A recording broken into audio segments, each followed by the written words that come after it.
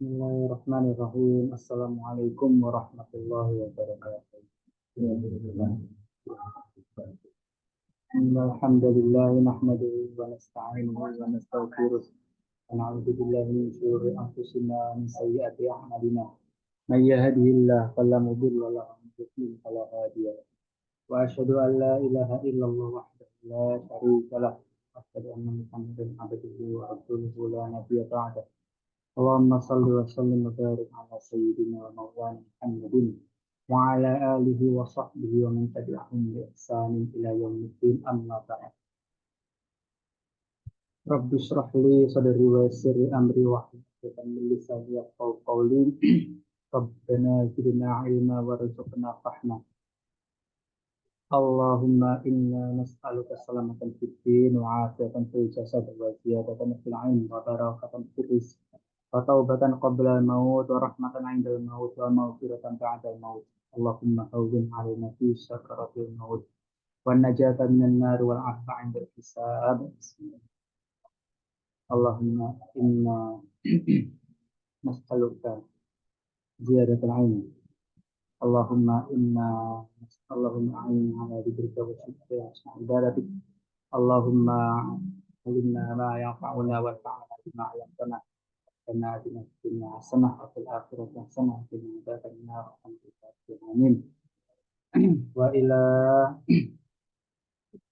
hadratin Nabi Mustafa Muhammad sallallahu alaihi wasallam wa ala alihi wa sahbihi wa dzurriyyatihi wa ahli baitihi wa khususan ila al-imam Aziz bin Abdus Salam Abdul Aziz bin Abdus Salam As-Sulami Asy-Syafi'i rahimahullahu ta'ala wa sa'ir a'immatil muslimin wa fuqaha wa muhaddisin wa sufiyin wa kullu a'immatil muslimin ajma'in lahumul fatihah. Bismillahirrahmanirrahim. Alhamdulillahirabbil alamin. Ar-Rahmanir Rahim. Maliki yaumiddin. Iyyaka na'budu wa iyyaka nasta'in. Ihdinas siratal mustaqim. Siratal ladzina an'amta 'alaihim ghairil maghdubi 'alaihim waladdallin. Amin. Al-Fatihah sekali lagi ya, kita tawassulkan supaya proses yang sedang kita jalani ini ya, pasca pemilu ini bisa lancar, bisa Allah tampakkan kecurangan-kecurangan itu, Allah batalkan kecurangan-kecurangan itu, dan Allah sampaikan kepada kita pemimpin yang adil, pemimpin yang bisa mengasihani rakyatnya, pemimpin yang bisa bertakwa kepada Allah, mengayomi ulama dan umat muslimin sekalian. Ila hadiniyah wa bi syafaati Rasulillah. Al-Fatihah. Alhamdulillah. Ar-Rahmanir Rahim. Iyyaka na'budu. Ihdinas siratal mustaqim. Ghairil maghdubi 'alaihim. Amin. Alhamdulillah. Alhamdulillah, kita tinggal insya Allah kita khatamkan malam ini. Bismillah. Ini kalau dicetakan yang lokal ini sudah masuk halaman yang ke 25. Kalau yang di PDF ini halaman ke ya, pokoknya yang di share screen ini. Nah, ada yang masih ingat Mas Muklas mungkin yang datang. Oke, sampai yang paling terdekat kok. Yang pembahasan terakhir 2 minggu lalu. Puasa yang memakruhkan itu. Puasa apa itu? Dahar. Puasa apa? Terus menerus. Kalau sahur sama buka jadi satu itu wisol. Tapi satu lagi yang di apa yang 2 minggu lalu, bukan yang minggu lalu, yang 2 minggu lalu. Kan minggu lalu kan ada pembahasan yang keskip, tak ulang kan. Nah, yang 2 minggu lalu itu kan bahas puasa dahar, puasa abadi, yang puasa terus, nah, itu kan. Tiap hari puasa, itu puasa dahar atau puasa abadi atau puasa menahun. Gitu. Itu termasuk puasa yang di kalau menurut Syekh Izzuddin ini semisalkan orang itu mampu, maka itu lebih baik daripada puasa Daud. Ini pendapatnya beliau. Karena seperti kita maklum kalau misalkan kita baca biografinya beliau, sebentar ini mampu buat satu tak terus dulu browser.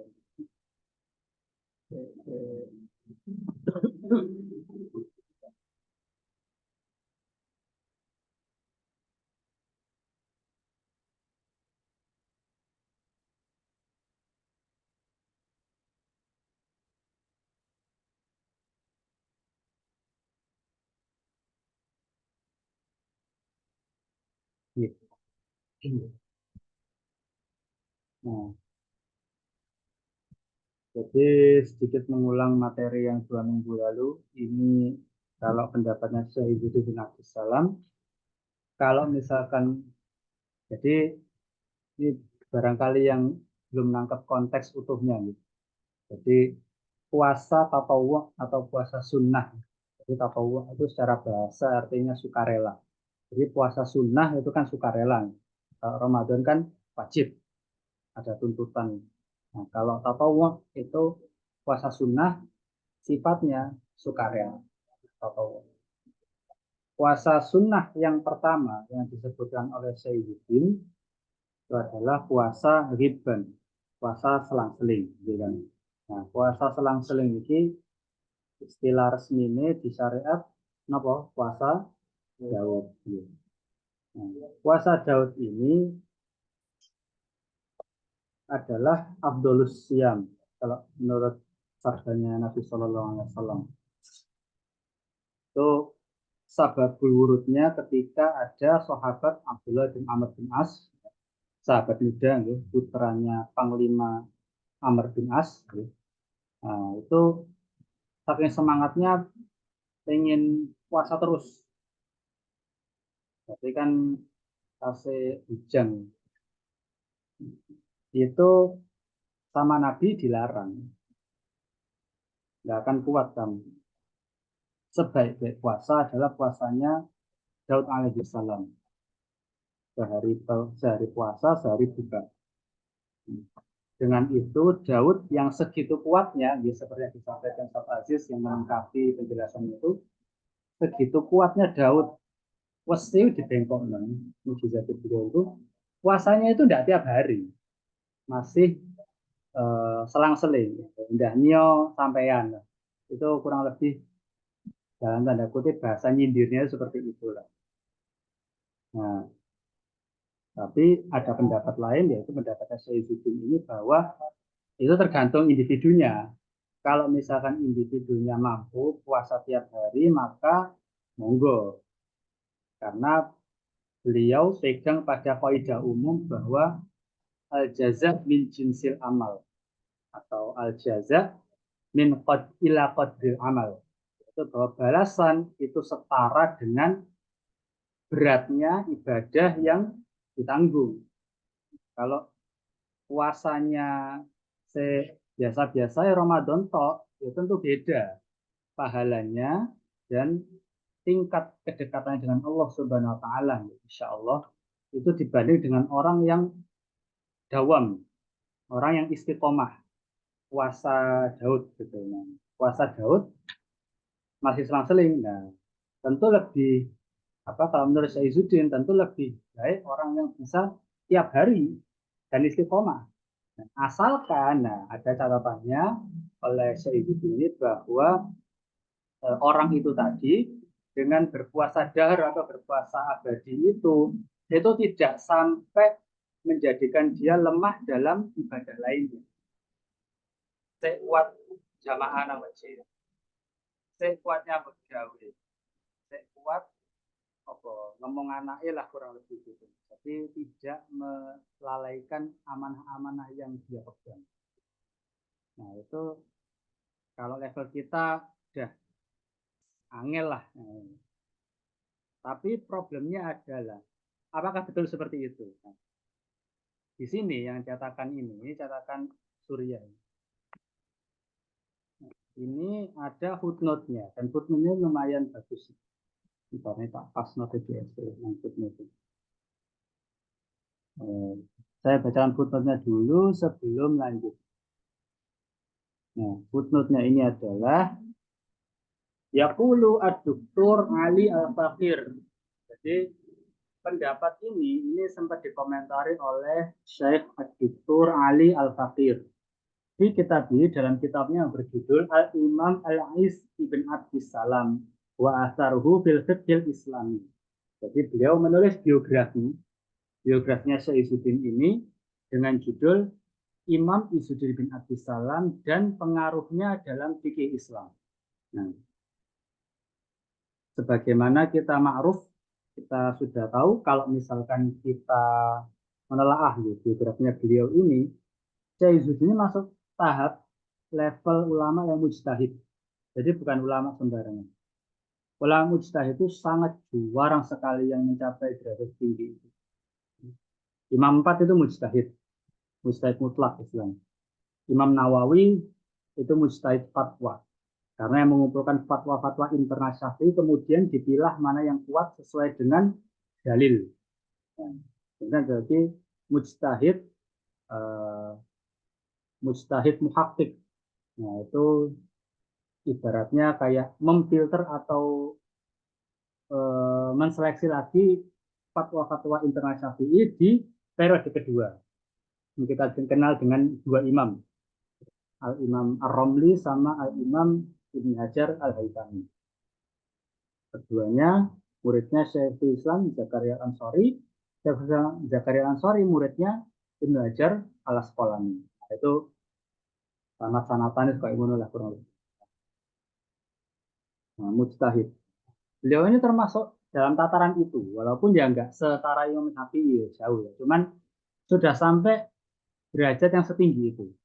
Maka jangan heran kalau misalkan kadang beberapa pendapatnya itu rada anti mainstream. Nah, ini makanya dikomentari. Bukan dalam rangka menjatuhkan, tetapi dalam rangka memberikan informasi pembanding, kurang lebih begitu. Muakiban, nah, muakiban ini mengkritik lah atau memberikan tadi informasi pembanding. Ala qaulil Iz pada ucapannya Imam Al-Iz itu apa itu? Wahada tahammulu wa ta'assuf minal Imam Al-Iz radil hadith. Nah, karena kalau misalkan kita terima anggapannya terima grup lah kurang lebih gitu, itu ya seolah-olah. Nah, ini kita tetap mengedepankan husnuzon, tapi kalau misalkan ucapannya Syekh Izzuddin bin Abdis Salam ini disampaikan ke orang umum, nah, kalau ini kan majelis maksudnya ya gak khusus banget, tapi kan kita bisa diskusi, nah, kita bisa karena kelompok kecil akhirnya lebih kondusif bisa saling bertukar pendapat lah gitu. Kalau misalkan ini itu dilempar ke khalayak, ini akan menimbulkan persepsi bahwa loh Syekh Izzuddin menolak hadis, kan malah tambah fatal. Zonnya itu malah jadi suudon. Nah, penjelasan lanjutannya fa inna siyamad dahr mimma yu'athar fi kulli insanin mahman kanat quwwatuhu wa tahammuluhu. Nah, karena ya gimana puasa abadi itu pastinya ngefek gitu. Jadi gak usah ngomong gak usah ngomong di sing kuat di sing enggak, pasti ngefek gitu. Pasti ngefek di kekuatan ibadahnya seseorang gitu. Dan kekuatan tahammul, kekuatan dia untuk mengemban amanah yang dia jalani gitu. Pasti ngefek. Nah, wa nahnu bi aqwa min ashabi Rasulullah sallallahu alaihi wasallam, dan siapalah kita? Apa kita ini lebih kuat dibandingkan dengan sahabat Nabi sallallahu alaihi wasallam? Jadi kan seolah-olah kalau hadis itu kita apa di hadis itu kan puasa Daud terus dibandingkan sama Syaizuddin dengan puasa abadi, ya kan? Puasa abadi tetap lebih baik kalau menurut Syaizuddin gitu kan. Nah, nanti seolah-olah akan ada kesan bahwa berarti Syaizuddin menolak hadis yang pertama. Terus yang kedua, seolah-olah orang yang melaksanakan puasa abadi ini lebih kuat dari sahabat. Padahal sahabat aja dilarang gitu. Nangkep aneh gambarannya gitu. Terus yang ketiga, apa ini penjelasannya? Wala bi arghab wala bi arghab minhum fil ibadah was sabr 'alaiha.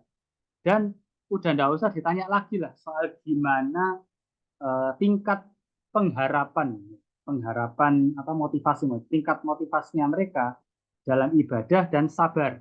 Itu udah nggak usah karena bandingannya ya karo awake dhewe lah kurang lebih gitu. Terus terusnya. Wa ma'adalika nahahum Rasulullah Shallallahu Alaihi Wasallam. Dan walaupun begitu, segitu tingginya level kesabaran, level motivasi, level kesungguhan para sahabat dan ibadah masih dilarang. Nah, ansiamid dahar dari puasa abadi. Wal ibaratu bi umumil lafzi la yakhsusus sabab. Nah, sedangkan kaidah fikih itu menyebutkan bahwa ibarah atau apa ya istilahnya ya, sebuah pelajaran itu diambil berdasarkan keumuman lafaz, bukan kekhususan sebab. Nah, jadi ini termasuk kaidah penting yang patut kita pegang gitu. Misalkan kita baca Quran, nah, tentang ayat keharaman khomer gitu. Kalau nuruti asbabun nuzulnya kan bertahap. Yang pertama apa namanya bahwa khomer itu ada baik, ada buruknya, tapi buruknya lebih banyak. Tapi pada saat itu belum turun pengharamannya. Nah, kalau nuruti asbabun nuzul ngono, berarti kan kita bisa milih.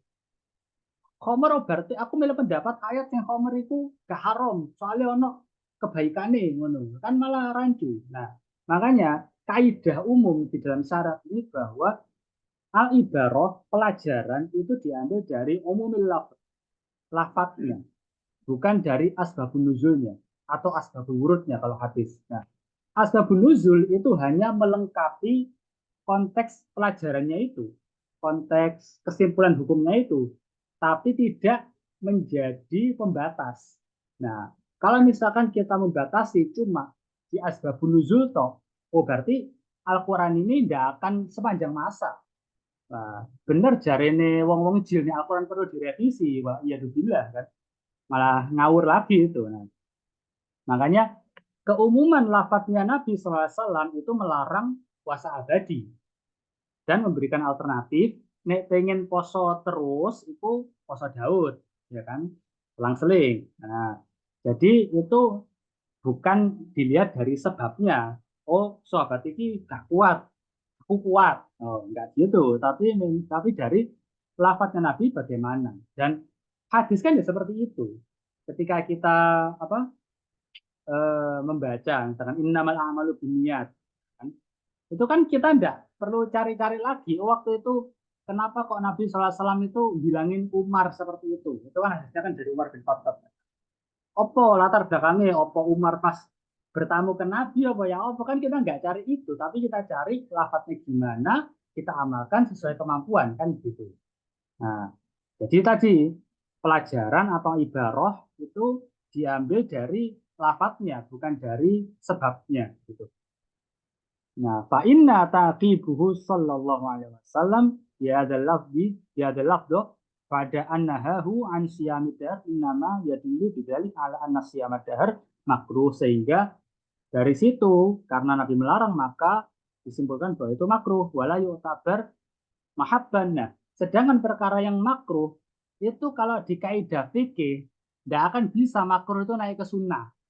Mentok makruh itu misalkan ada kondisi yang apa ya, mendesak itu mentok jadi mubah, nggak akan jadi sunnah. Ibaratnya itu mencolok dua anak tangga itu secara logika fikih itu nggak mungkin gitu. Nah, jadi tadi berarti tadi Syekh Ali Fakir ini memberikan bukan dalam rangka menjatuhkan ya Syekh Ali, tapi memberikan informasi pembanding dan tentunya beliau karena menulis biografinya Syekh Izzuddin berarti kan beliau bukan dalam rangka menjatuhkan, tapi dalam rangka memberikan informasi pembanding gitu. Nah, jadi ya itu apa itu tidak akan mungkin eh, perkara fikih yang makruh itu naik jadi sunnah itu hampir mustahil lah gitu kalau nggak bisa dikatakan mustahil gitu. Itu makanya itu sulit diterima ucapannya Syekh ini bahwa orang yang puasa tiap hari puasa abadi itu bisa lebih baik daripada orang yang puasa Daud itu informasi pembandingnya begitu ya ini ala kulihal ada hilaf di sini ya pendapatnya Syaizuddin mungkin agak anti mainstream ya nah sedangkan pendapat jumhur ulama mayoritas ulama tetap mengunggulkan puasa Daud sebagai puasa nah itu kalau tatarannya yang ngamalno ancene wis ulama ya wali ngono nek kita wis sing mampu aja itu gak usah adu-adu lah maksudnya daripada apa ya tekad toh tapi akhir gak kelakon mending yang bisa dulu nah misalkan Daud belum bisa ya Senin Kamis gitu ayam bulbit gitu ya kalau misalkan apa bisa naik lagi puasa yang agak banyak misalkan Syawal 6 hari puasa Muharram 10 hari gitu 10 hari awal 1 sampai 10 gitu Dzulhijjah juga puasa-puasa di bulan 4 bulan yang dihormati bulan haram gitu. Naik lagi lebih mampu lagi puasa Daud itu gak usah dukur-dukur poso abadi malah gak semangat nyambut gawe nah itu kurang lebih lah gitu kututnya itu seperti itu walau alam bisawab ya itu ala kulihal ini khilaf ulama jadi kita sebagai pelajar itu mengetahui. Jadi levelnya itu mengetahui, bukan di levelnya yang mengkritik. Kita ini bukan level mengkritik, kita ini levelnya yang mengetahui, oh ini pendapat ini, oh ini pendapat ini. Yus, karek kerentaknya hati, serke di mana lah gitu. Gitu. Dan yang lebih mana lebih mudah untuk berbuah amal itu yang mana gitu. Wallahu a'lam bishawab. Sekarang kita lanjut kitabnya. Ini halaman 25 ya, Asani ketemu Asani. Bismillahirrahmanirrahim. Qala al-musannifu Al-Imam Is Ibn Abdus Salam rahimahullahu taala wa nafa'ana bihi wa bi ulumihi fid dharain. Bismillahirrahmanirrahim. Qala al-musannifu Asani puasa sunnah yang kedua fi shaumi Sya'ban yaitu puasa di bulan Sya'ban. Qalat Aisyah radhiyallahu anha bahwasanya Aisyah radhiyallahu anha pernah berkata, "Kana Rasulullah sallallahu alaihi wasallam yasumu Sya'ban kullahu." Bahwasanya Nabi sallallahu alaihi wasallam pada bulan Sya'ban beliau berpuasa seluruhnya. Nah, tapi nggak berhenti sampai di sini. Kelanjutannya. Karena yasumu sya'bana illa qalila. Bahwasanya beliau berpuasa Sya'ban kecuali sedikit. Nah, jadi seolah-olah Nabi Shallallahu Alaihi Wasallam itu puasa 29 atau 30 hari Sya'ban full. Seolah-olah begitu. Makanya Aisyah pakai lafaz kullahu, seluruhnya. Nah, kemudian beliau takyid, beliau kasih penjelasan tambahan illa qalila kecuali sedikit saja hari yang beliau tidak puasa. Nah, mungkin 1 hari, mungkin 2 hari, mungkin 3 hari. Nah, ini berarti tidak akan kontradiktif dengan hadis Aisyah sebelumnya bahwa Beliau tidak pernah melihat Rasulullah SAW berpuasa full kecuali kapan? Ramadan. Gitu. Nah, jadi maksud kullahu ini yang enggak full 30 hari, tapi hampir 30 hari. Karena ada keterangan illa qalila, kecuali sedikit. Asalisu, kemudian yang ketiga, fi shaumil muharram, yaitu puasa Muharram. Qala sallallahu alaihi wasallam, Nabi SAW bersabda, afdolus siyama ba'da Ramadan syahrullahil muharram. Sebaik-baik puasa setelah Ramadan yaitu adalah bulan Allah Muharram. Wa afdolus salati ba'dal fardhah, dan sebaik-baik salat setelah salat fardu salatul lail, yaitu salat malam. Nah.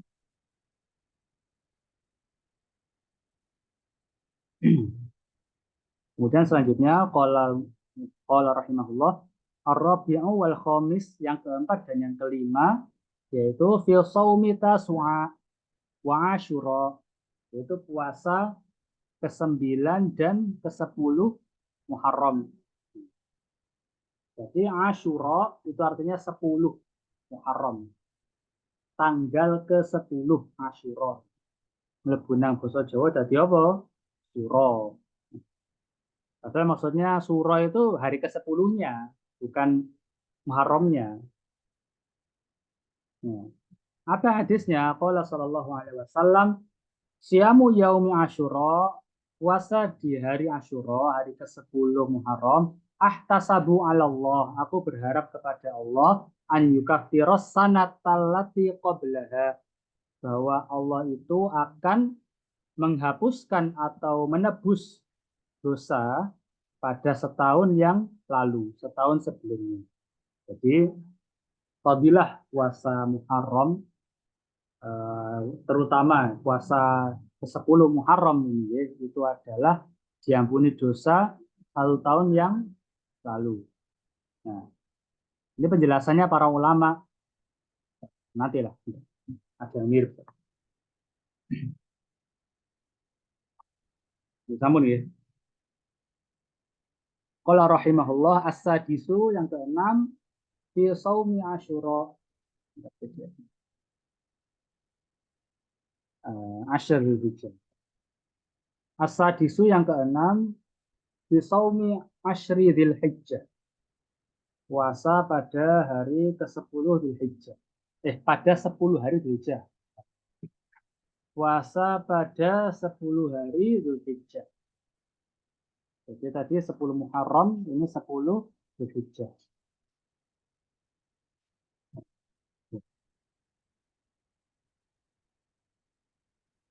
Qala sallallahu alaihi wasallam, ma min ayyamin al-amalus shalihu fihinna ahabbu ilallah. Tidak ada hari yang amal soleh itu pada hari itu, jadi nggak ada hari ketika amal soleh itu dikerjakan pada hari tersebut, ahabbu ilallah, lebih dicintai Allah, min hadhil ayyamil ashr, pada hari-hari 10 ini. Di keterangan yang lain, beliau SAW itu mensabdakan hadis ini ketika bulan Dzulhijjah. Faqalu, ada sahabat yang bertanya, ya Rasulullah, wahai Rasulullah, walal jihadu fisabilillah, bukan juga lebih dicintai Allah daripada jihad fisabilillah? Soalnya intronya menarik. Terus kalau istilah sekarang gue rada clickbait, menarik. Nah, nggak ada amalan, nggak ada hari-hari yang pada hari itu amalan itu lebih cintai Allah daripada 10 hari ini, yaitu 10 hari di bulan Dzulhijjah, tanggal 1 sampai 10. Kemudian ditanya, loh, bahkan jihad ya Rasulullah. Faqala Rasulullah sallallahu alaihi wasallam, wala jihadu fisabilillah, bahkan tidak juga jihad fisabilillah. Ya. Illa, kecuali rajulun kharaja binafsihi, kecuali laki-laki yang berjihad fisabilillah kharaja keluar ke medan perang binafsihi dengan jiwanya wa malihi dan dengan hartanya falam yarji' min dzalik bisyai'in dan tidak kembali dari semua itu satupun. Berarti apa? Jihad bawa semua hartanya, omah didol, bojone dipegat mungkin ya, saking nggak pengen melantarkan istrinya gitu. Atau ya istrinya masih ada tapi wis diwanti-wanti ini wasiat aku kok gak balik gitu. Omah didol, hartanya dipakai beli perlengkapan, beli AK-47 ya. Apa saya kan AK-47 ya. Beli apa? Pistol gitu misalkan, beli rudal, beli apapun lah, semua hartanya habis. Masih habis, asetnya habis gitu. Terus nggak balik, bahkan jiwanya pun nggak balik. Omah entek, bondone entek, awake yo entek. Artinya apa? Syahid kan. Nah, baru jihad yang seperti itu yang bisa mengalahkan afdoliyah 10 hari di bulan Dzulhijjah. Nah, ini makanya jangan lupa 10 hari bulan Dzulhijjah ini kita jangan sampai lengah gitu. Oke. Monggo disambi. Ini penuh kalau penuh tak taruh. Iya, barang.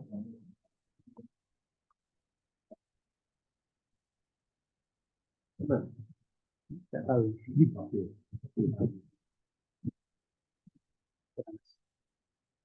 Boleh penang kono saja nih, Mas. Boleh penang kono saja nih. Akan panas. Iya. Belum ada gulanya semua. Monggo wis. Jenengan nek kopi Iya, oh tadi dibuatkan. Nah, Kopi.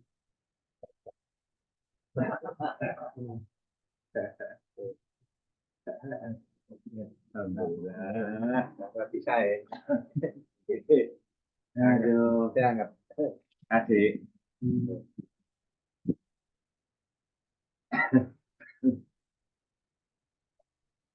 Monggo lanjut. Oke. Puasa 10 hari di bulan Dzulhijjah. Pahalanya bahkan bisa menandingi, tapi pada hari itu aja, dengan fadilah jihad. Kecuali kalau jihadnya itu sampai entek bandane. Illa kharaja binafsihi dengan jiwanya wa malihi seluruh harta. Falam yarji' min dzalika bisyai'in dan tidak kembali dengan satu apapun. Ini bondone entek ya plus syahid. Nah, itu baru bisa jihad yang seperti itu yang bisa mengalahkan afdoliyahnya 10 hari di bulan Dzulhijjah. Nah, makanya jangan sampai lengah. Nah, esok kalendernya dibunderi. Jadi 1 sampai 10 Dzulhijjah yang mana? Bunderi. 10 hari. 10 hari. Tanggal 1 sampai 10. Itu kan. Iya, betul. Nah, as-sabi'u fi shaumi yaumi Arafah. Yang ketujuh, puasa sunnah di hari Arafah. Qala sallallahu alaihi wasallam, "Syaumu yaumi Arafata ahtasibu 'ala Allahi an yukaffiras sanatal lati qablahu was sanatal lati ba'dahu." Nabi sallallahu alaihi wasallam bersabda, puasa di hari Arafah, aku berharap pada Allah bahwasanya Allah akan menghapuskan atau menebus, mengkafarah, menebus dosa setahun yang lalu dan setahun setelahnya. Para ulama akhirnya memberikan syarah di kitab-kitab, misalkan di Fathul Bari gitu. Piye menghapus dosa wis kelakon diampuni kan masuk akal. Dosa belum dilakukan setahun yang akan datang. Kok bisa diampuni? Piye caranya? Berarti enak-enak ya dosa-dosa. Nah, kan ini ada banyak tafsiran. Tafsiran yang pertama, Ini nyambung sama penjelasan yang di awal-awal kitab, bahwasanya dosa yang diampuni adalah dosa-dosa kecil, bukan dosa besar. Misalkan ngombe khamr ya nggak diampuni pakai apa? Pakai puasa ini, kudu tobat, tobatan nasuha. Maksudnya adalah dosa-dosa yang kecil. Nah, kemudian tafsiran yang kedua, bahwasanya gimana bentuk dari penebusan atau penghapusan dosa setahun setelahnya, yaitu bahwa orang ini ya, diberikan hidayah oleh Allah untuk tidak melakukan dosa. Nah, itu tafsiran ulama yang kedua. Jadi caranya seperti itu. Ya. Bisa jadi Allah mengampuni ya, keluputan-keluputan. Jadi kita apa? Misalkan dihadapkan di kondisi sing akhirnya kini terpeleset ya, namanya kan manusia kan, itu kan tempatnya salah. Misalkan kita bersalah, nah itu selama dosanya itu tidak dosa besar, itu bisa diampuni dengan puasa Arafah ini. Nah, kemudian yang kedua, itu bahkan keinginannya saja itu sudah dihilangkan oleh Allah. Nah, itu tafsirannya. Wal aula liman kana hajjan. Beda lagi kalau kondisinya ini haji. Yang utama wal aula liman kana hajjan fi Arafata, sedangkan ketika haji itu kan wukuf di Arafah. An yuftir, maka yang afdol, yang lebih utama itu adalah untuk tidak puasa. Nah, li'anna fadilata du'a'i Arafata yafut. Karena kalau kita puasa, itu doa di Arafah itu nggak akan maksimal. Sedangkan haji itu lah kesempatan sekali seumur hidup mungkin ya. Nah, kecuali kita direzekikan dapat rezeki yang luar biasa, ya, sehingga kita bisa haji berkali-kali, ya. Amin, ya. Kan bisa aja, ya. Amin. Ya. Nah itu kalau misalkan untuk kebanyakan orang kan bisa jadi itu sekali seumur hidup. Nah kalau nggak maksimal, ya kan weman. Ya. Nah, lanjutannya wasaumu la yafut. Sedangkan puasa kan seono Arafah tahun selanjutnya, gitu loh. Nah, misalkan enggak, karena haji di tahun ini enggak puasa Arafah, kan bisa di Arafah tahun depan. Nah, waqalat Lubabatu bintul Harith. Nah, kemudian salah satu sahabat bernama Lubabah binti Al Harith, dia pernah berkata, Innan nasan tamarau. Sesungguhnya manusia itu seliweran. Seliweran plus apa ya? Ngerumpi lah, rasan-rasan. Indah yauma Arafah.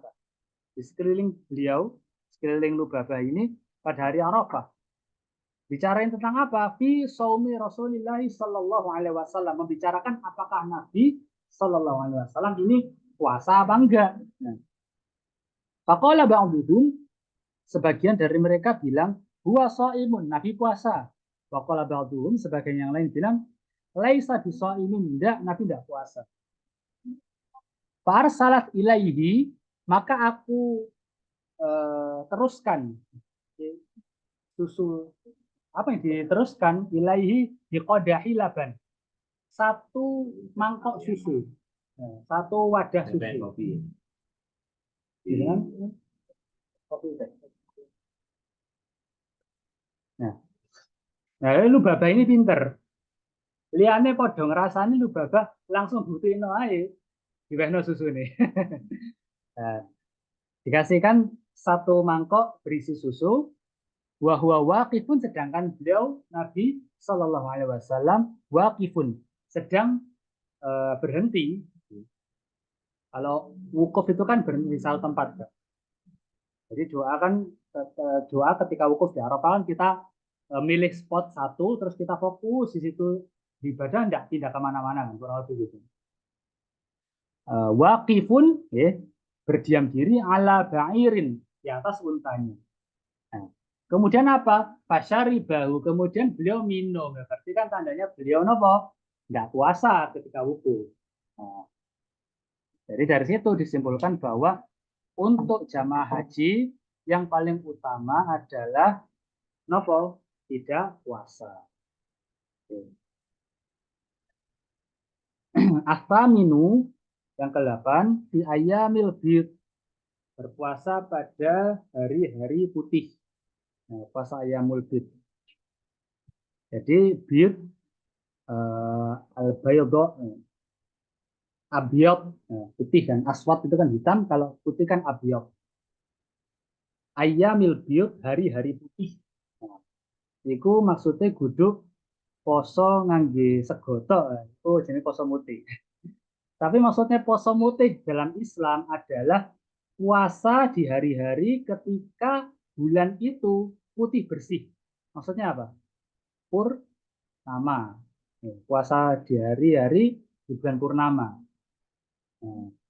Qala Abu Hurairah Ausani Khalili sallallahu alaihi wasallam. Nah, ini hadis dari Abu Hurairah radhiyallahu an. Beliau berkata, kekasihku Nabi Shallallahu Alaihi Wasallam pernah mewasiatkan kepadaku di salasin akan 3 perkara. Yang pertama, bisyami salasati ayamin min kulli syahrin. Wasiat yang pertama Abu Hurairah ini adalah untuk berpuasa di 3 hari di semua bulan. Kemudian yang kedua, warok atayud duha. Yang kedua, diwasiatkan untuk 2 rakaat sholat duha. Wa an utira qabla an arqud. Nah, kemudian yang ketiga, diwasiatkan oleh Nabi Shallallahu Alaihi Wasallam untuk melaksanakan sholat witir sebelum mapan turu, sebelum merebahkan diri lah di tempat tidur. Nah, jadi wasiatnya ke Abu Hurairah ini witire sebelum tidur. Beda lagi kalau yang ke sinten, ke Umar, wasiatnya witirnya sesudah tidur. Karena Umar kuat, bisa nopo istiqomah menjalankan sepertiga malam pasti bangun. Nah, buat yang belum bisa ya berarti sebelum tidur, saking muales-males itu 1 rakaat lah paling enggak. Misalkan tidak bisa 3 rakaat, 1 rakaat minimalnya sekali. Nah, hadis ini 3 hari kan tidak disebutkan kan tanggal berapa aja. Ini dispesifikan oleh hadis yang lain, yaitu hadisnya Abu Dzar. Wa qala Abu Dzarrin radhiyallahu an, qala Rasulullah sallallahu alaihi wasallam, Nabi SAW pernah bersabda, man shoma min kulli syahrin salasata ayamin, barang siapa yang berpuasa di hari di 3 hari di setiap bulan, padhalika siyamudar, maka dia seolah-olah puasa abadi. Fa'anzalallahu tasdiqa dzalika fi kitabih, dan hadis tersebut itu dilegitimasi atau dibenarkan oleh ayat dalam Al-Qur'an, ya. Man jaa bil hasanati falahu asyru amsalihha. Al-An'am ayat 190. Man jaa bil hasanati falahu asyru amsalihha. Karena siapa yang berbuat kebaikan 1, maka baginya 10 yang semisal dengannya. Maksudnya 10 kali lipatnya. Al-yaumu bi'asyarati ayyamin. 1 hari berarti setara berapa? 10 hari. Nah, berarti hitung-hitungannya sudah nggih, 2 minggu lalu nggih. 3 kali 12, 36 kali 10 kan pas tahun. Nah, ini nggak usah ditanya poso Ramadane piye, wis katut gitu loh ya. Kadang kan ono sing santri apa usil tanya gitu. Ya bener Ramadan piye poso 3 hari include 30 harinya itu. Kok nggak resoro awal pertanyaan ini. Nah, hadis ini belum selesai ternyata.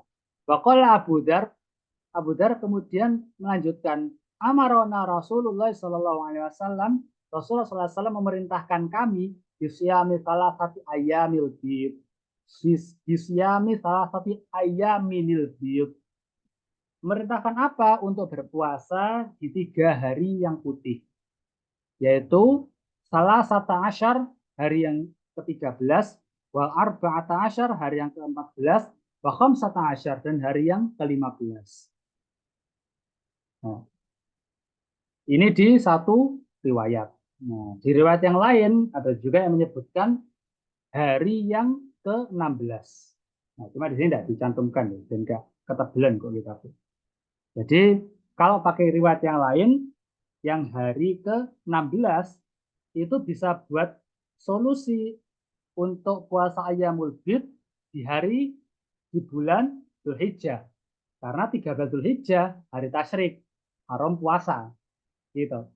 Jadi terus 3 harinya kapan? Hari ke-16-nya. Atau kalau tidak bisa, kita pakai keumuman hadis yang Abu Hurairah yang tidak disebutkan hari spesifiknya, berarti di semua hari boleh.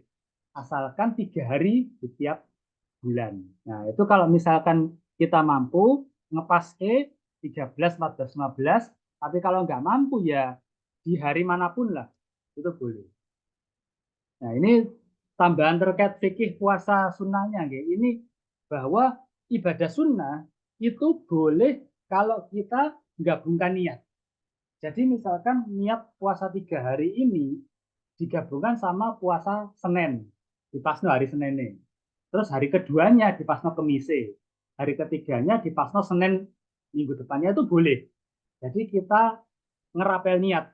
Nah, karena masyhur di kalangan ulama itu ungkapan bahwa an-niyatu tijaratul ulama. Niat itu adalah bisnisnya para ulama. Karena ulama itu tahu kadar satu niat, atau karena ulama itu tahu kadar sebuah niat. Nah, jadi akhirnya dengan ibadah yang satu itu para ulama itu bisa ngerapel niat selama sama-sama sunnahnya ya. Nah, itu bisa. Nah, karena memang sudah punya ilmunya gitu. Nah, itu bisa. Nah, itu juga perlu dicatat bahwa ibadah ya sing teman-teman. Jadi satu ini satu yang berkualitas lah gitu. Ini satu ini wis ala-ala yo rapel-rapel yo padha ae. Jadi kalau misalkan bisa ya diperbanyak, kan bene sing apa, 1 hari ini nggak maksimal, hari selanjutnya ternyata lebih baik lagi ya, lebih baik lagi kan bisa gitu. Nah, atau kalau misalkan bisa yakin, bisa apa serius, ngoyo atau apa namanya, berkualitas puasanya di 1 hari ya monggo dirapel niatnya. Ini ya, wallahu alam bishawab. Nah, selanjutnya waqala rahimahullah at-tasi' wal ashir fi shaumil isnaini wal khamis, pada puasa di hari Senin dan Kamis.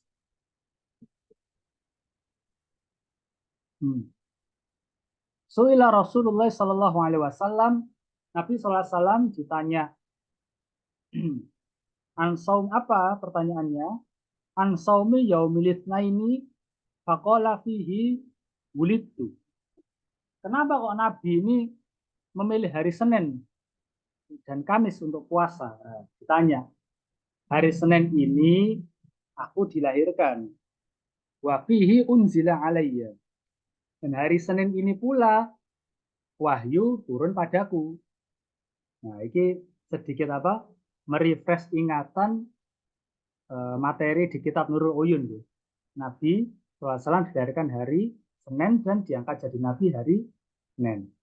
Makanya sebagai bentuk syukur, Nabi SAW berpuasa di hari Senin. Waqalat Aisyah tu, karena Nabi Sallallahu Alaihi Wasallam yataharra saumal itsnaini wal khamis. Sayyidatina Aisyah radhiyallahu an, Bunda Aisyah itu pernah bilang gini, karena Nabi Sallallahu Alaihi Wasallam yataharra, bahwasanya Nabi Sallallahu Alaihi Wasallam itu memang sengaja menspesifikkan, memilih secara khusus hari Senin dan Kamis untuk puasa.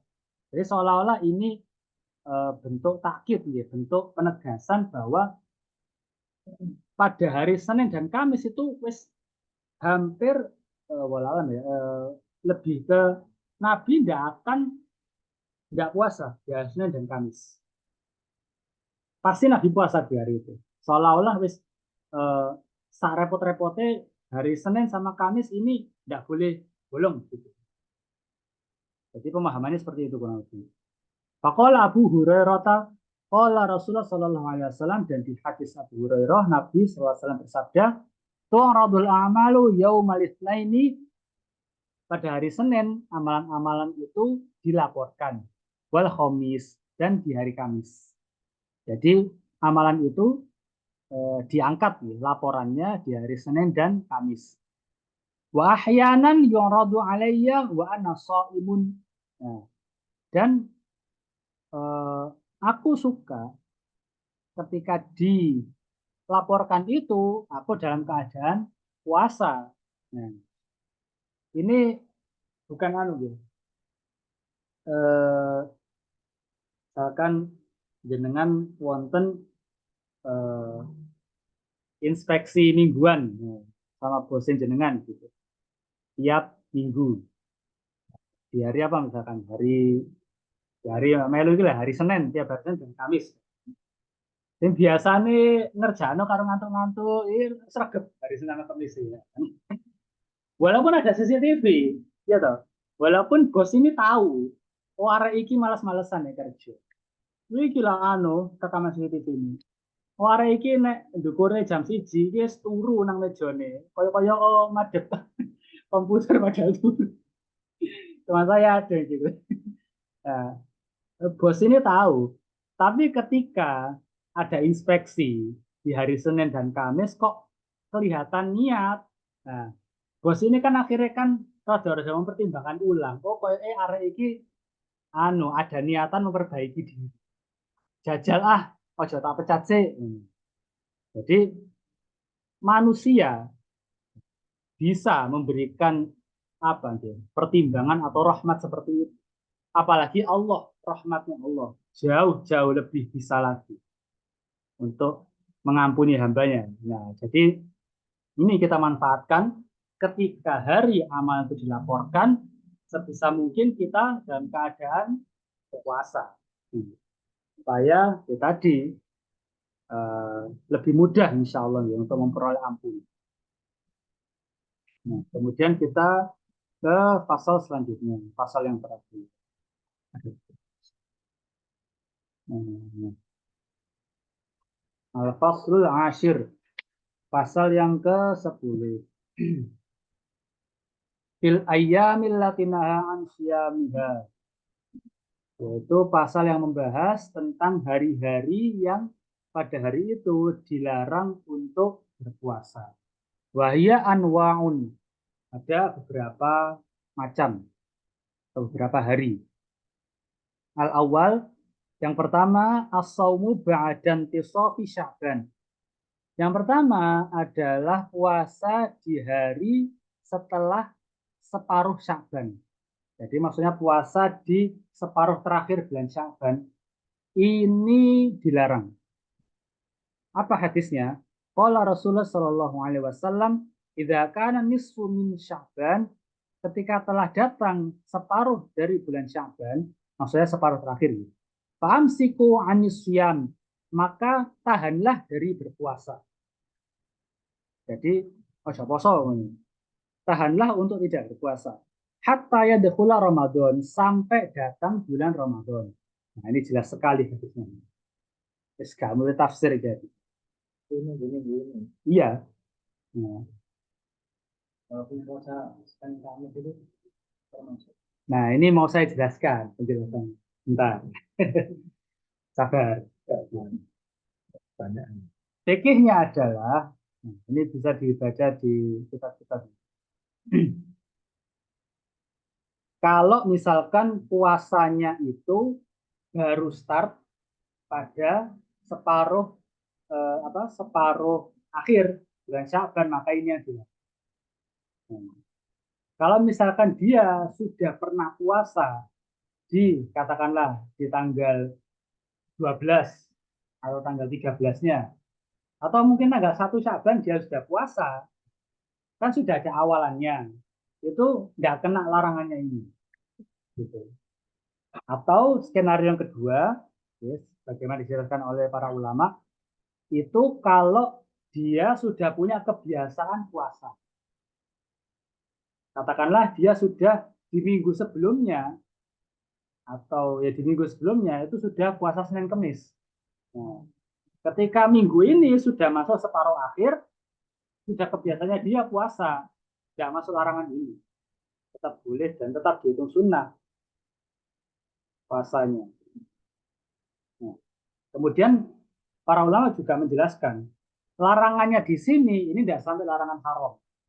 Jadi kalau misalkan ono wong sing tetap nekat, nggak punya awalan nih, nggak punya kebiasaan sebelumnya, terus dia puasa di separuh akhir bulan Syaban, maka mentok-mentok itu makruh, nggak sampai haram, nggak sampai yang dilarang gitu enggak.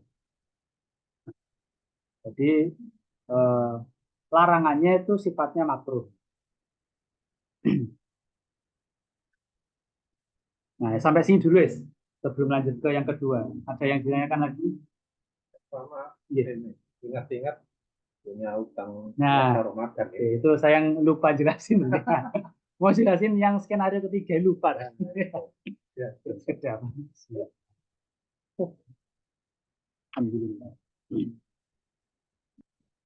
Nah, skenario yang ketiga, kalau masih ada tanggungan utang puasa, itu yang harus segera dilunasi sebelum Ramadan berikutnya. Karena kalau di mazhab Syafi'i ketat terkait tanggungan utang puasa itu, kalau misalkan tanggungan puasa itu diundur sampai lewat Ramadan setelahnya, karena lalai. Kalau misalkan karena keadaan mendesak, ya misalkan uang sing marine menyusui terus meteng maneh itu kan seolah-olah nggak ada jeda untuk nyaur kan. Karena kan dia nyaur ya marine mari nyusoni meteng manis pada lemes gitu. Mau dibuat puasa itu udah memungkinkan lah gitu. Nah, itu kan bukan karena lalai, tapi karena memang kondisi. Nah, kalau misalkan lalai, diundur-undur nganti loh, terus tanggal selikur, selawe, Syakban, iya iki. Nah, itu Afan. Kalau misalkan sudah lewat Ramadan gitu, kalau misalkan lalai lah gitu intinya itu, maka di mazhab Syafi'i itu selain kodok, nyaur, juga bayar kafaroh. Kafaroh satu hari puasa itu apa yang ditinggalkan yang dilalaikan itu satu satu satu nasi bungkus lah kurang lebih gitu. Jadi ada kafarohnya, ada tambahannya kalau lalai itu.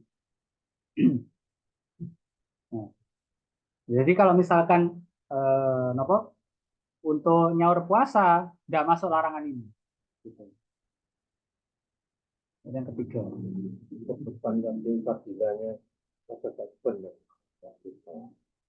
Manfaat Oh, puasa Syaban. ya kebaikannya. Oh, kalau puasa Syaban ini lebih ke karena Nabi itu boten anu, boten meninggalkan puasa Syaban kecuali sedikit sekali, kecuali 1 atau 2 hari gitu. Jadi seolah-olah puasa full.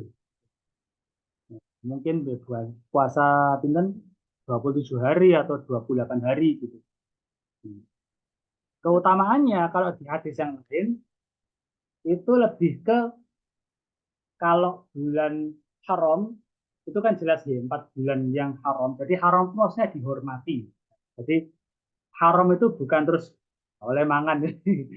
Nah, itu haram saya haram hurumah dihormatillah yang dihormati dihormati lillah dihormati indah Allah. Maksudnya yang dihormati di sisi Allah itu adalah bulan yang 4. Dan itu berurutan 3, mencil 1. Apa berurutan 3 itu? Syawal, Dzulqa'dah, Syawal sih, Dzulqa'dah, Dzulhijjah, Muharram. Ya, 3 ini. Dzulqa'dah, Dzulhijjah, Muharram. Terus tambah Rajab. Puasa di 4 bulan ini eh, pahalanya besar. Begitu juga maksiat di bulan ini dosanya ya gede gitu. Jadi hati-hati. Sama juga misalkan harinya hari Jumat, kan Sayyidul Ayyam, apa bendorone, apa tuannya hari-hari gitu, hari Sayyidnya, seolah-olah pemimpinnya para hari. Ibadah di situ amalannya berlipat-lipat, dosanya ya iya, kurang lebih gitu lah. Sedangkan kalau Rajab ini kan kayak ibarat mesin itu dipanasi. Nek uang saking semangat satu dua tiga sampai katakanlah 29 Rajab gitu, itu mari ngono lemes. Nah, terus orang itu kayak Syaban ini kayak cooling down. Nah, di zaman Nabi dulu gitu. Syaban dibuat cooling down. Nah, cooling down ini rentan, lengah. Akhirnya Ramadan, bupo. Nah, harusnya kan persiapannya itu naik gini kan. Nah, Rajab, ngoyonya ya nggak ngoyo banget, tapi nggak ngeremehkan lah sedengan. Terus Syaban lebih naik lagi, Ramadan gas. Kan gitu kan. Jadi bertahap gitu. Nah, makanya Nabi SAW mencontohkan ini supaya apa? Supaya Syaban ini tidak dilalaikan oleh umatnya. Seolah-olah Syaban ini bulan kecepit. Rajab utama, Ramadan utama, fadilah di 2 bulan, tengah-tengahnya lah apa ya. Amal-malesan saya engkau baru gas, nah, nggak akan maksimal seperti itu. Makanya Nabi akhirnya mencontohkan supaya persiapan ini bertahap. Nah ini mungkin ya juga bisa kalau misalkan kita tarik makna lebih umumnya ya. Ketika kita ingin mengistiqomahkan sesuatu ya berarti mulai dari yang pelan-pelan dulu. Oh pengen iso apa puasa Daud, puasa Senin Kamis dhisik. Puasa apa puasa Ayamul Bid dulu. Nah, daripada nyoba puasa Daud berapa lah misalkan 3 hari atau 5 hari. Berkui mari ngono wis wegah. Apa doa ya? Kan mending yang kecil-kecil dulu, tapi istiqomah, naik ke yang sedengan, terus yang lebih berat lagi gitu. Nah ini juga gitu. Jangan sampai tengah-tengah ini bolong, kurang lebih gitu. Jadi kalau fadilah yang secara khusus, anak gak lupa ya, apa, kayak pahalanya apa itu ada, cuman saya kan. Tapi kalau tujuannya kenapa kok bulan ini dikhususkan untuk puasa sunnah oleh Nabi karena itu tadi. Karena manusia di bulan itu sering lalai. Wallahu alam bishawab. Selanjutnya asani yang kedua, apa itu hari yang dilarang untuk berpuasa? Istiqbalu Ramadana biyaumin au yaumain. Mendahului Ramadan dengan 1 hari atau 2 hari. Ini berarti hari ke-29 atau hari 29 sampai 30 atau 28 29 Syaban. Nah, isi poso. Itu tidak boleh itu. Qala sallallahu alaihi wasallam la taqaddamu ramadhana biyaumin wala biyaumain. Janganlah kalian mendahului Ramadan dengan 1 hari atau 2 hari. Illa rojulan, kecuali laki-laki kana yasumu sauman yang dia itu berpuasa sebelumnya, telah berpuasa sebelumnya, fal yasumhu, maka teruskan puasanya. Ya tadi ya, bahasanya nyambung sama yang sebelumnya itu. Kalau sudah punya awalannya, atau kalau dia sudah punya kebiasaan Senin Kemis atau puasa Daud dari pekan sebelumnya, ya, atau dari sebelum separuh Sya'ban, maka tidak masuk larangan ini. Asalisu, kemudian yang ketiga, saumu yaumi syak, puasa di hari-hari yang diragukan. Nah, ini mlebu Ramadan, Tasik, Sya'ban itu yaumus syak, hari yang ragu-ragu. Hari yang penuh keraguan kurang lebih. Qala Ammar bin Yasir radhiyallahu an, man shoma yaumas syakki, barang siapa yang puasa di hari syak, faqad asa Abul Qasim sallallahu alaihi wasallam, maka sungguh dia telah memaksiati Abul Qasim yaitu Nabi Shallallahu Alaihi Wasallam. Keras sih. Kalau tadi kan cuma jangan puasa, jangan mendahului Ramadan dengan 1 hari 2 hari puasa gitu kan. Cuman larangan ringan lah gitu. Nah ini ulama biasanya melihat larangan ringan itu biasanya makruh gitu kan. Tapi ini sangat-sangat keras. Kalau sampai puasa di hari syak, hari yang diragukan, nah itu sama saja bermaksiat kepada Nabi Shallallahu Alaihi Wasallam. Nah, sekarang kita jelaskan apa maksudnya hari yang penuh keraguan-raguan ini. Jadi Yaumus Syak itu adalah hari ketika sebagian orang itu wes delok hilal, mengklaim sudah lihat hilal. Tapi kesaksiannya itu diragukan dengan banyak faktor.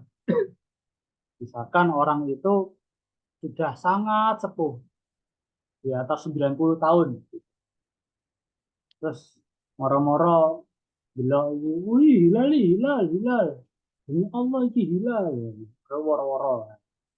Itu udah masuk hari syak. Walaupun ketika ditelusuri, ini kisahnya Sayyidina Anas itu seperti itu. Sayyidina Anas itu kan usianya kan sampai 102 tahun kalau nggak salah. 102 atau 120 saya lupa. 102. 102 tahun. Karena kan didoakan oleh Nabi kan yang di kitab Nur ini kan doakan umurnya panjang, anaknya banyak, hartanya banyak. Nah, sampai tua renta itu bersaksi, hilal sekarang. Besok kita puasa. Gitu. Saya lupa hilal Syawal apa hilal Ramadan gitu. Nah, terus sama hakim dilihat ke mukanya, ke apa ke matanya ini. Bono uane iki nutupi ngene. Dikira bulan, ternyata uane iki nutupi ngene. Ini di pelan-pelan diambil gini. Kalau sekarang gimana? Hilalnya hilang.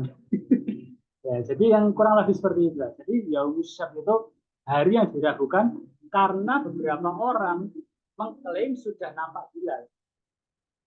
Jadi kalau sudah ada laporan, nangkene sono hilal, itu jangan puasa. Nek pas puasa batal naik. Supaya tidak kena larangan hadis ini. Karena larangannya cukup keras ini, sama saja memaksiati kanjeng Nabi. Kemudian yang keempat, ar-rabi' as-saumul idain. Nah, ini jelas nih. Puasa di 2 hari raya. 2 hari Id. Idul Fitri dan Idul Adha. Puasa di situ itu kalau yang tadi sebelumnya itu makruh, kalau yang ini haram. Monggo dikasih keterangan. Jadi kalau kalau di 2 puasa sebelumnya yang di separuh Syaban sama 1 atau 2 hari sebelum Ramadan itu masuknya makruh. Kalau yang ketiga ini sama yang keempat sama nanti yang kelima ya hari tasyrik itu haram, bukan makruh lagi. Nah, puasa di 2 hari raya ini haram. An Abi Hurairah radhiyallahu an dari Abu Hurairah radhiyallahu an anna Rasulullah sallallahu alaihi wasallam naha an siyami yaumain. Bahwasanya Rasulullah sallallahu alaihi wasallam melarang dari puasa di 2 hari.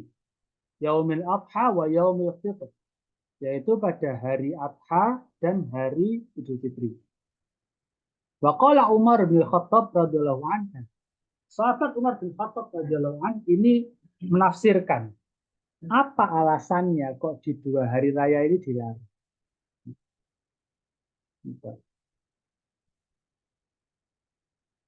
Hadani yaumani 2 hari ini nah Rasulullah Shallallahu Alaihi Wasallam Nabi Shallallahu Alaihi Wasallam ini melarang untuk puasa di 2 hari ini. Alasannya apa? Yaumi fitrikum min siyamikum.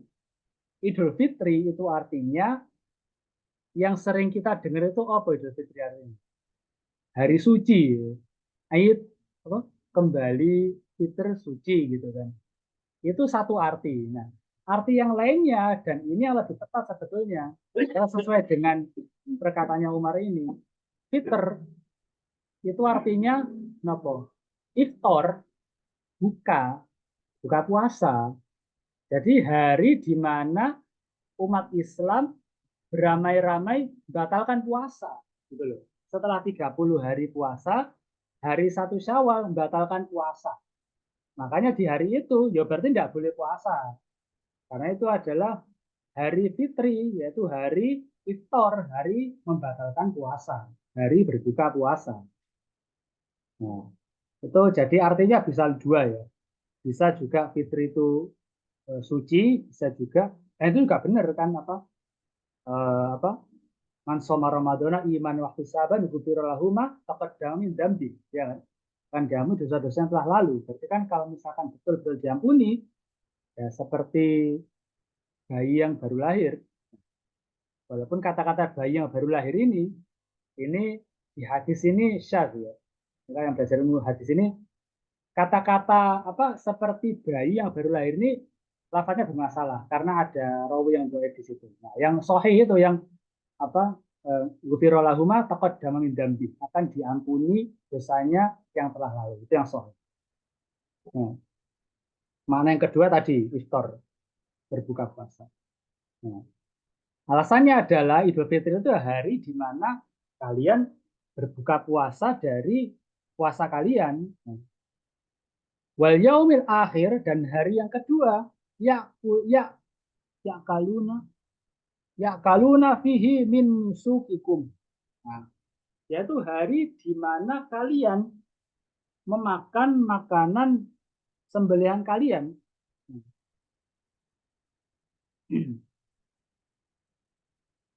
Kalau di haji itu kan salah satu manasiknya itu kan kayak nopo tahiyat tahiyat Makkahnya itu kan anu kan menyembelih kan. Nah, kalau yang tidak haji di sini ya kita juga menyembelih apa hewan kurban gitu. Nusuknya itu sama, kayak manasiknya itu sama. Nah, jadi bentuk nopo bentuk taat budi atau bentuk ibadah orang yang belum mampu haji ya kurban. Di hari yang sama dengan orang yang berhaji di tanah haram ya, itu adalah dengan berkurban. Nah, di hari yang kedua itu kalian makan sembelihan kalian dan embelih terus poso lah ya terus piye. Nah, makanya di 2 hari itu dilarang berpuasa, itulah alasannya sebagaimana yang dijelaskan oleh Sayyidina Umar radhiyallahu anhu. Kemudian al-khamisu yang kelima ayyamut tasyriq, hari tasyrik. Kapan tuh hari tasyrik? 11, 11, 12, 14 Dzulhijjah.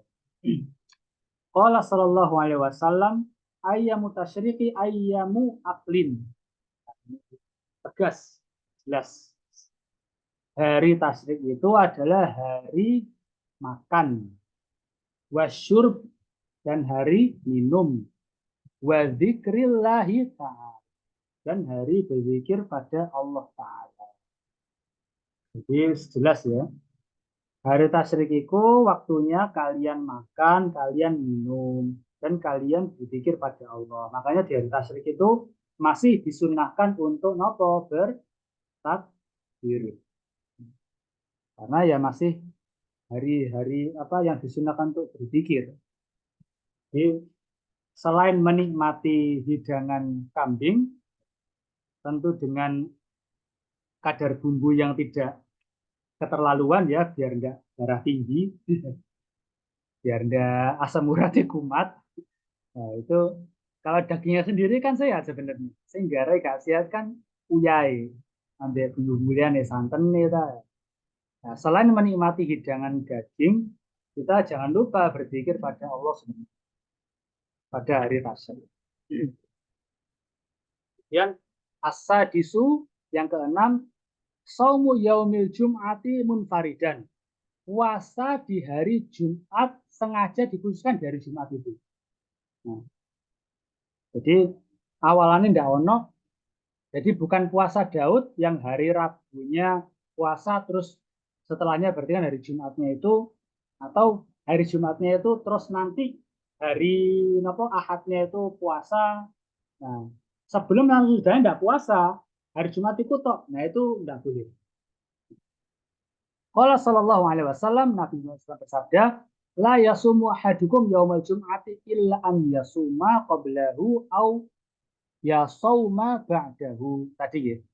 Kecuali bagi orang yang sebelumnya sudah puasa atau setelahnya nanti akan puasa.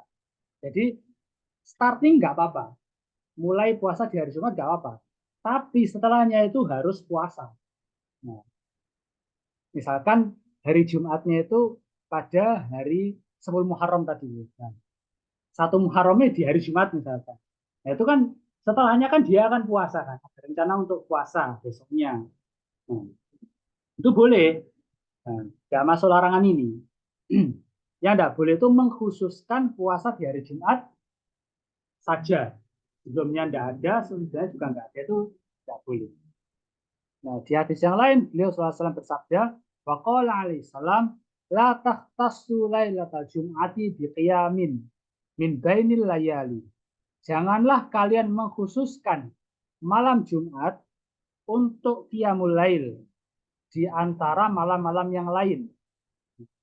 Wala takhtassul jum'ata bisyamin, dan janganlah kalian mengkhususkan hari Jumat dengan puasa min bain ayamin di antara hari-hari yang lain.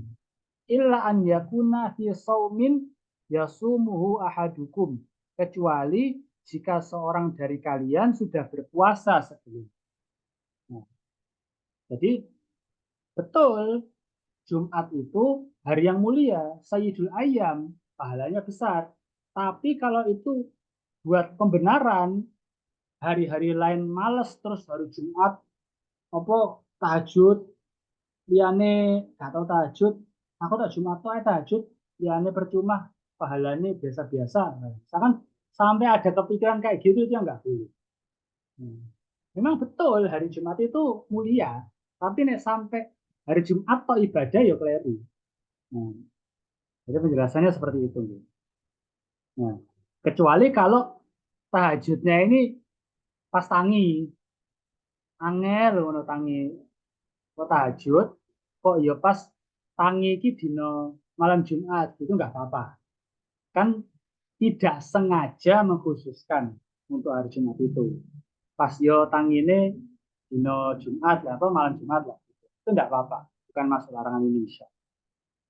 Wallahu a'lam bishawab. Tamat maqasidis saumi bihamdillahi wa aunihi wa taufiqihi wa minnah. Dan telah tamat ya. Jadi kata tamat itu kan dari bahasa Arab.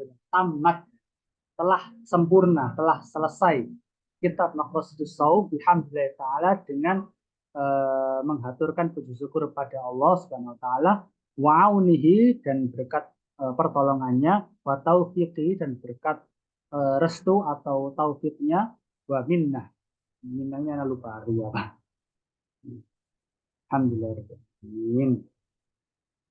Kalau itu berarti ya misalnya Ramadan kayak anak sekolah gitu kan, atau mokel gitu kan. Itu juga termasuk anak kafar juga ya, selain nyaur keluarganya. Kalau nah kalau puasanya dia sudah balik apa belum gitu dulu. Balik SMP kan. Tapi saya mokel ngono ya. Iya, betul. Nah, itu kalau di Madzhab Syafi'i ini ketat sekali. Jadi kafaroh untuk orang yang puasa itu selain kalau yang masyhur kan fidyah itu kadang disebut kafaroh yang masyhur. Nah, terus apa orang yang berhubungan badan bayar kafaroh gitu kan, itu kan yang kata-kata yang masyhur kan. Tapi ada juga kafaroh yang tadi misalkan lalai ketika nyaur atau membatalkan puasa dengan sengaja, itu juga bayar kafaroh. Selain juga kodok nyaur. Nah itu betul. Jadi tetap bayar kafaroh. Kalau sengaja. kalau lupa dulu. Lalu dia Nah, harus diingat-ingat. Jadi maksudnya kira-kira. Jadi kira-kira, Kira-kira luwih. nah kira-kira betul. Jadi dikira-kira, misalkan kira-kira ini kira-kira Turu apa telu? 2 bulan apa 3 bulan, ini parah ya. Misalkan seminggu apa 2 minggu itu totalannya, ambil yang 2 minggu atau 5 hari atau 7 hari, ambil yang 7. ada berupa satu tanakan dengan satu bungkus nasi 15.000 Iya, satu mood, satu hari. satu hari. Kalau fakir miskin Fakir miskin. Iya. nggak boleh belajar ya Pak. Atau nggak mampu termasuk. Enggak mampu itu saat itu. Kan maksudnya kan nggak mampu nyicil motor itu nggak mampu. Itu udah pernah dibahas itu sama Ustaz Aziz kan. Yang masuk 8 asnaf itu yang gimana, itu udah pernah dibahas. Yang temenan miskin itu ya apa kriteria? Fukara. Fukara itu yang kaitannya budaya. Ya, sakit. Jandanya kaya. Ya. Kalau jandanya kaya gimana? Kan janda gimana dulu? Sakit. Terus tua. Iya. Jadi dia tidak mampu bekerja. Tidak mau mencari nafkah untuk diri sendiri. Fukara. Ya sama sekolah Pak saya nggak tahu apa. Kalau jauh gitu tidak mungkin kapal. Tuh, kalau belum melewati nyaur aja toh. Jadi gini tadi, ini kan puasa tahun lalu, ini contoh saya sendiri aja, contoh saya sendiri aja kan 2 kali mokel karena sakit ya, 2 kali mokel karena sakit. Nah kemarin, Saban kemarin, ruah Saban tuh saya Senin Kemis niatnya ya Senin Kemis sama nyaur. Ya. Nah, kalau itu belum masuk Ramadan lagi, ya itu udah ada kafaro. Tapi nggak kena. Nah, masalah kalau misalnya ini Ramadan, ya saya kan 2 hari, nah ini istilahnya mokel. Ya. Sampai Ramadan lagi saya belum nyaur. Itu gimana? Nah, itu baru ada kafarat. Oh, maksudnya belum melebihi batas Ramadan yang ada. Iya. Oh, gitu. Jadi kalau sudah sampai Ramadan lagi, kok aku belum nyaur? Ya nanti setelah Ramadan tetap harus nyaur dan harus bayar kafarat. Tapi belum melewati Ramadan tidak perlu kafarat. Enggak. Jadi bayar kafarat itu kalau melewati Ramadan. Kalau melewati Ramadan ya bayar kafarat.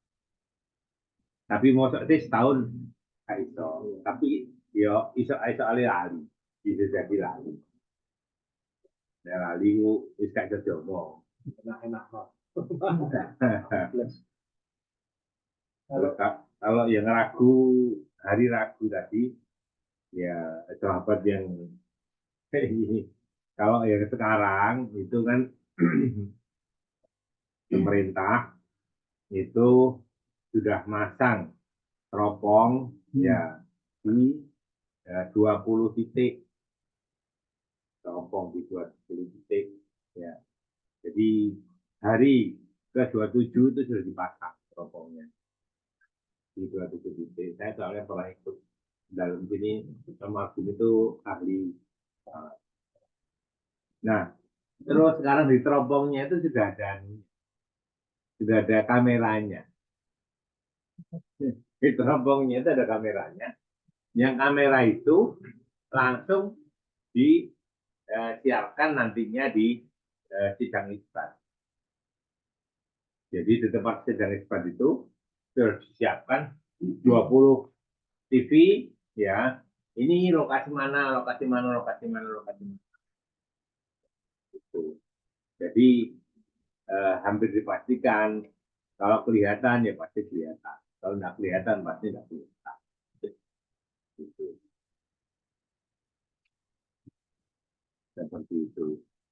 Itu supaya apa? Supaya tidak ada setiap hari yang meragukan. Tapi permasalahan sekarang bukan dari melihat bukan dari melihat hilalnya. Permasalahan sekarang itu adalah dari yang satunya ngitungnya pakai rupiah, ya melihat itu. Satunya lagi pakai hisab, dihitung. Perputaran bulan ini ya tanggal sekian sudah sekian derajat. Kalau sekian derajat itu pasti sudah kelihatan. Begitu. Permasalahannya di situ. Saling Muhammadiyah itu pakai hisab, ya sedangkan NU pakai rupiah. Tapi untuk di Makkah, Mukarramah itu pakai rupiah. Pakai rupiah. untuk yang Easter tadi itu berlaku tiap hari, bukan hanya tiap saja ya. Iya, tiap Belum hari. Iya. Ya, permasalahan di Indonesia lagi itu masalahnya kedawan di Indonesia ini. Jadi kalau dilihatnya di Papua, apakah ini berlaku untuk semua? Itu ulama juga masih masih saling berdebat. Apakah hanya untuk waktu Indonesia bagian timur aja? Gitu. Itu juga masih ada perdebatan. Matelah istilahnya. Ya, Matelah. ya masalahnya ya. Masalahnya atau lokasinya wilayahnya di mana itu juga saling perdebatan. Nah, dilihatnya di Aceh apakah bisa berlaku untuk semua? Nah, itu juga ya. Tapi pemerintah menetapkan ya pemerintah pokoknya dari 20 titik itu kelihatan ya sudah. Satu RI. Satu RI juga sama gitu. Karena satu pemerintahan. Begitu. Canggih sekarang ya orang sekarang tuh sidang isbat itu belum. Kalau zaman dulu kan ditelepon, buat surat pernyataan bahwa saya sekarang udah belok aja di sini. Gitu. Oke, monggo. Kalau ini penggalian atau kode orang tua yang udah wajah itu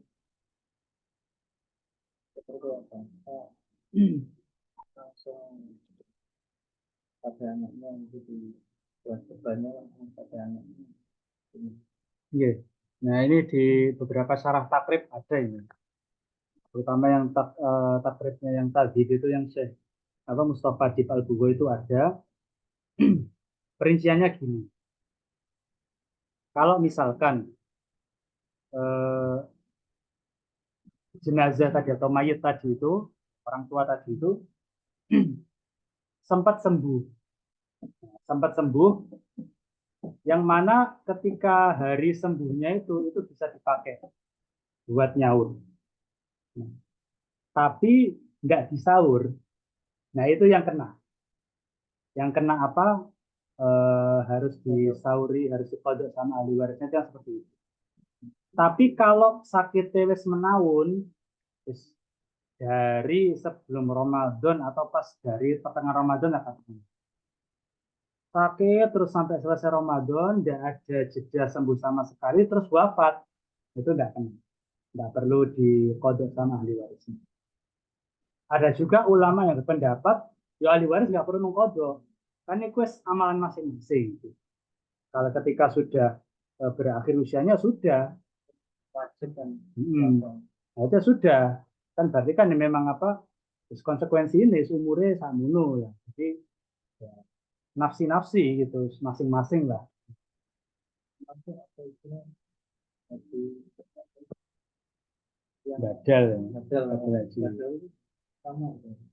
Nah, kalau badal itu kan memang ya, ini ya, ada harusnya yang spesifik gitu. Jadi kayak apa istilahnya?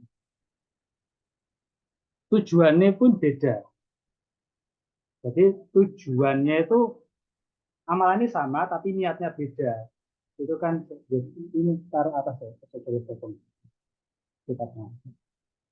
Nah, itu sama-sama puasa, tapi niatnya beda, hukumnya bisa beda. Kalau niatnya buat badali, tadi kan kodok kan ya kurang lebih kan badali poso kan, mirip kan. Badal itu kan menggantikan badali poso itu khilaf ulama tadi itu ada yang eh, merinci seperti itu, ada yang ya sudah nggak perlu. Gitu. Sedangkan kalau niatin jenengan itu untuk supaya kirim pahala, ya itu udah nggak ada perdebatan itu boleh. Tapi kalau misalkan niat badali ngodok lah hitungannya, itu kan niatnya udah beda. Walaupun sama-sama puasa. Gitu.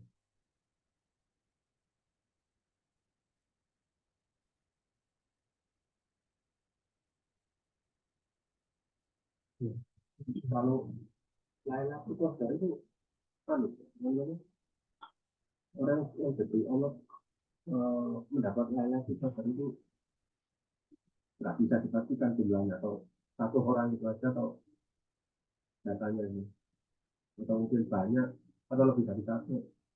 Pastinya lebih. Oh, Kan gitu ya. Lailatul Qadar itu bentuk rahmatnya Allah. Jadi enggak malam itu cuma satu tok yang beruntung enggak. Oh, enggak. 10 hari terakhir itu satu malam toh. Tapi kan di satu malam itu yang diterima ibadahnya masa wong siji toh. Tapi Banyak, banyak. Makanya kan justru itu bukan bukan nek pakai kesimpulan sama ini malah minder wong. Wah, iki aku itu kayak gitu. Justru Nabi itu memotivasi golek ono malah itu qadari. Berarti kan itu kan memberikan motivasi berarti dan kamu itu apa dapat peluang pahala besar. Berarti kan banyak. Iya. aku ya Heeh. pemikiran kecil. Iya.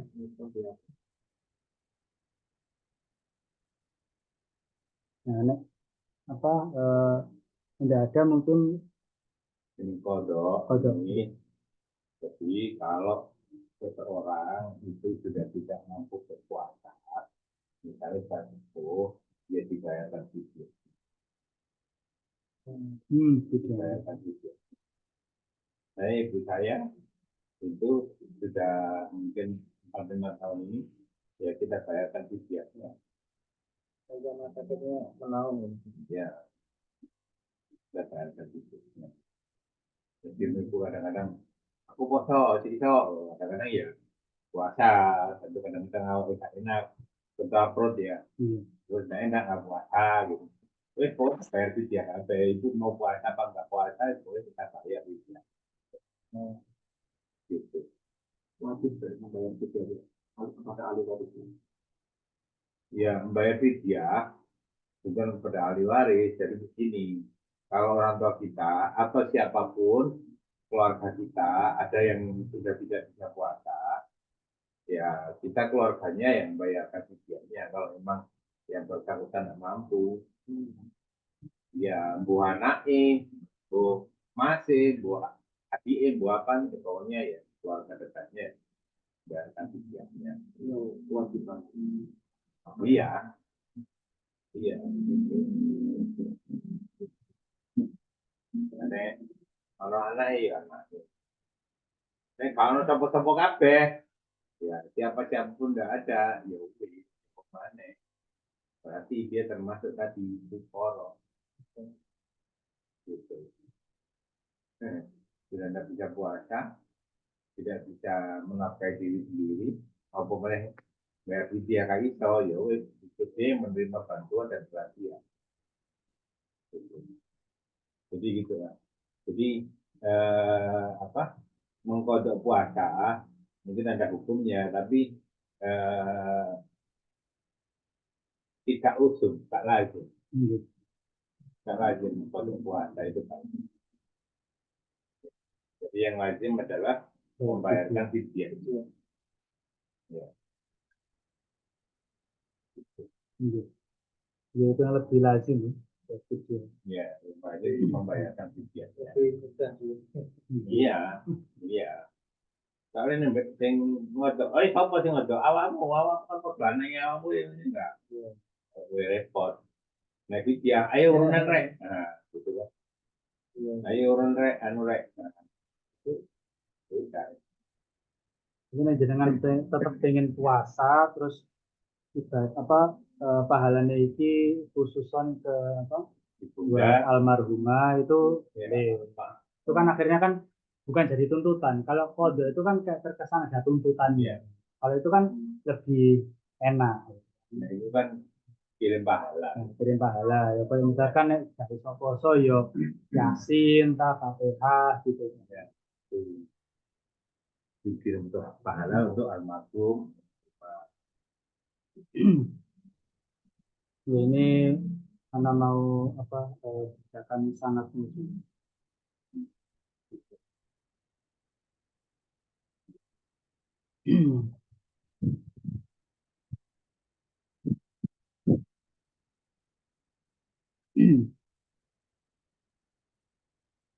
ini dari syahadahnya Syekh Zakaria Thalib Al-Ansori. Beliau saat ini di Mekah, ya. Beliau termasuk murid utamanya Syekh Yasin Al-Fadani. Jadi nek ngomongno sanate Syekh Yasin ini agak tricky. Agak trikinya gimana? Syekh Yasin itu pernah di Muktamar NU yang tahun berapa ya? Itu kan pesertanya ada berapa puluh ribu. Nek krungu lafaz ijazah 30.000 iku muridnya kabeh ngono lho. Cuman kan dari semua itu kan kita pilih yang murid utamanya gitu. Jadi supaya nilai sanatnya itu lebih naik lah gitu. Ada yang muridnya itu disebut murid khalifah. Jadi murid yang secara resmi menggantikan untuk wilayah itu. Kalau murid khalifahnya Syekh Yasin di wilayah Hijaz, jadi Saudi itu Syekh Zakaria ini, Syekh Zakaria Ahmad Thalib Al-Halabi Al-Makki. Jadi asalnya dari Halab ya, Aleppo. Cuman setelah belajar ke Syekh Yasin, menetap di situ, ngajar di situ, jadi musnid di situ. Jadi kayak musnidnya Mekah, salah satunya itu Syekh Zakaria ini, Syekh Zakaria Ahmad Thalib Al-Ansori. Al-Ansori karena keturunannya kaum Ansor, Al-Ansori, Al-Halabi, Al-Makki. Itu kalau misalkan jenengan bisa bahasa Arab yang pertama, terus pas umroh ngerti alamatnya, monggo. Jadi bisa lebih langsung lah gitu. Ada paling ya 2 tahun atasnya Ustadz Aziz lah. Tidak terlalu sepuh. Siapa? Saya Zakaria ini umur 60-61 tahun.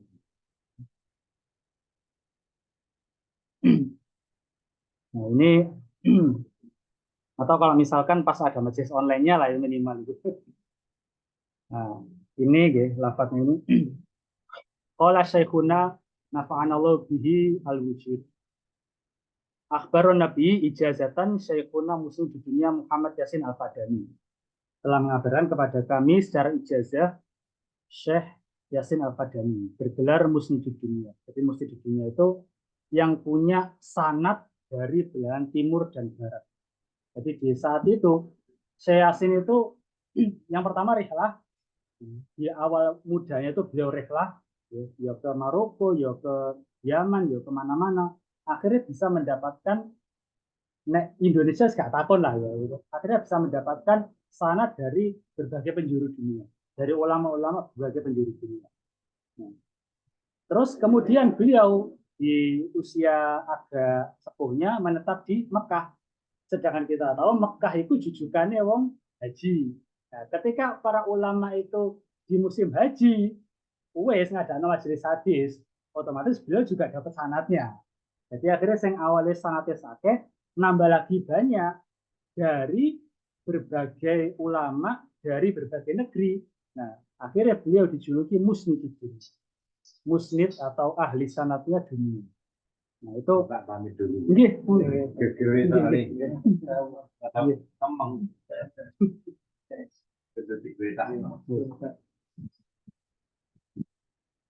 Nah, Ini Syekh Yasin meriwayatkan Anil Allamah Al-Muhaddis Al-Faqih Ibrahim Al-Ghayalini Al-Ghalayini Ad-Dimashqi, ulama Damaskus.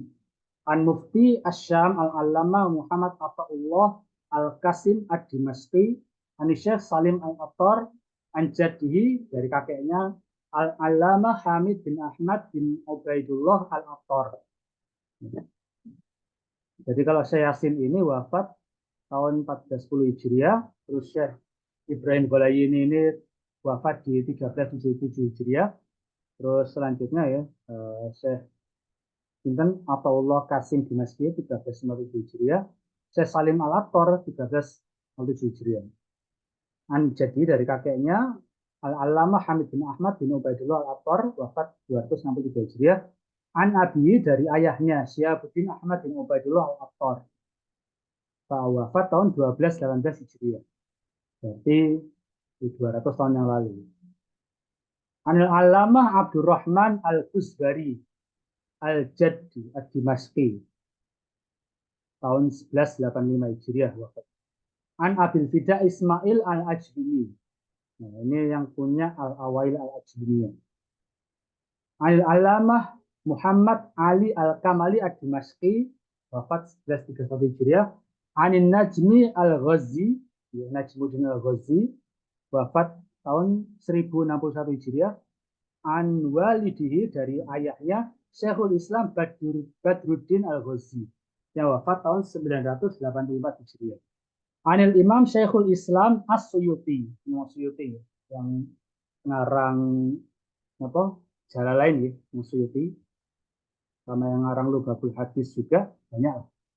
An Muhammad bin Muqbil, An Muhammad bin Ali Al-Harawi, Anil Hafidz Syarafuddin Ad-Dimyati, Anil Mu'allif Sultanul Ulama Izzuddin bin Abdussalam rahimahullah ta'ala.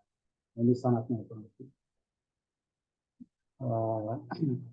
Dan dengan saya membacakan sanad ini, Bapak Ajazdukum di ijazatan khosatan di hadal kitab, saya ijazahkan kitab ini ya, kitab Maqasidus Shaum, tujuannya supaya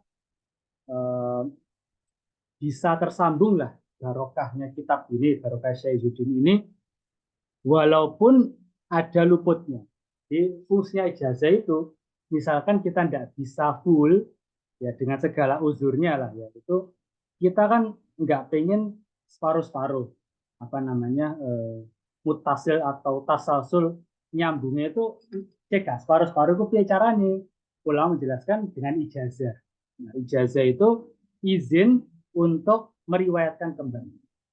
Jadi ijazah itu jangan bikin orang tertipu seolah-olah oh nih ijazah itu berarti dia masih alim, belum tentu.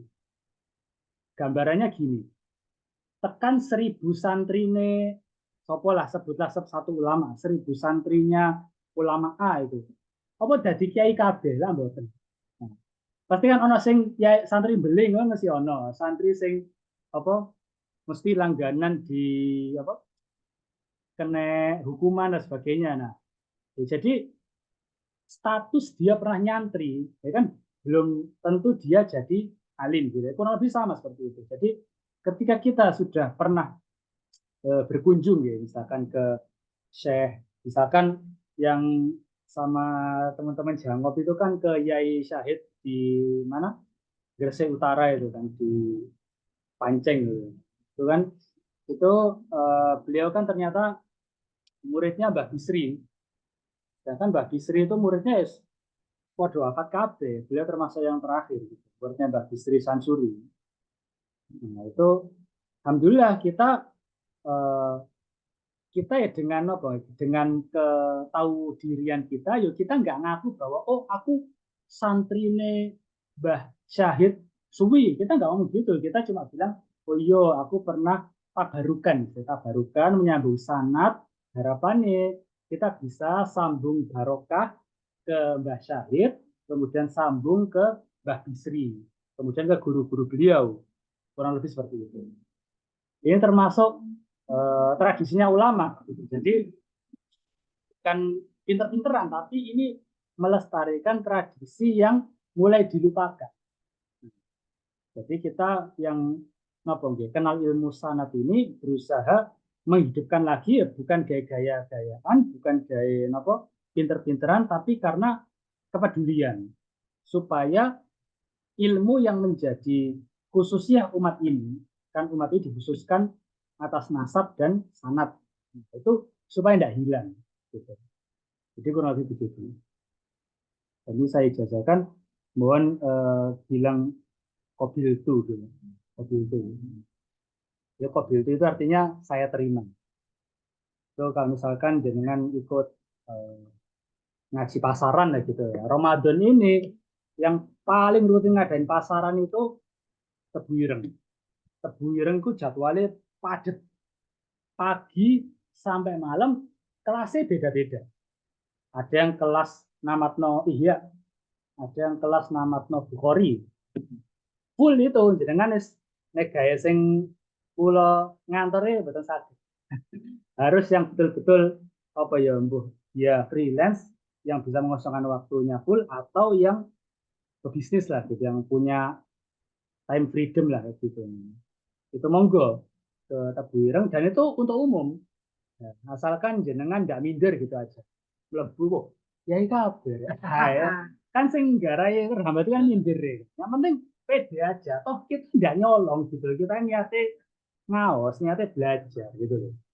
Nah, kan misalkan ternyata kenalan, kenalan ternyata yai, kenalan ternyata ustadz, kan bisa nambah motivasi. Nah, kurang lebih gitu. Nah, misalkan jenengan berhasil sampai di lafadz ijazahnya musnidnya itu ya, ajas dukum bihi kitab Sahih Bukhari itu, habis itu jenengan bilang kopi itu saya terima ijazahnya.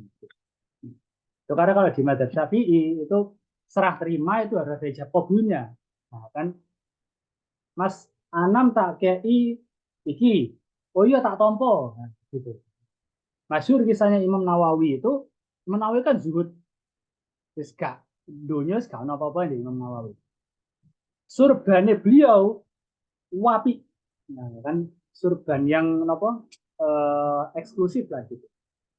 Ya, kemungkinan beliau dihadiahi. Karena Imam Nawawi itu zuhudnya setengah mati. Ya kemungkinan itu hadiah pemberian gitu. Bukan beliau beli sendiri gitu. Nah, itu di pasar dicolong, disaut, dijambret ngoten nggih. Nah, Melayu. Diuber Imam Nawawi. Wong sing nggak ngerti itu ngerasa loh, jare zuhud kok dibot-bot. Ternyata apa sih dibengoi? Awakmu durung ngomong kobil tuh. Jadi iki saya ikhlas tapi ngomong kobil tuh dhisik. Jadi kudu diuber ben balik, ben ditangkap boten, tapi ngomong kobil tuh sih, ben sah iki gak, kamu ben gak diso. Soalnya lebih baik itu zuhudnya Menawi sampai seperti itu. Nah, insya Allah, jadi gue derajat wali itu seperti itu. Nah, ikhlas, kan apa dunia ini tidak masuk hati, dunia cuma di tangan. Kan ucapan Imam Junaid gitu, Junaid letakkan dunia di tanganmu bukan di hatimu. Jadi bukan masalah mobile elek api, tapi mobil api tapi gak ono regane.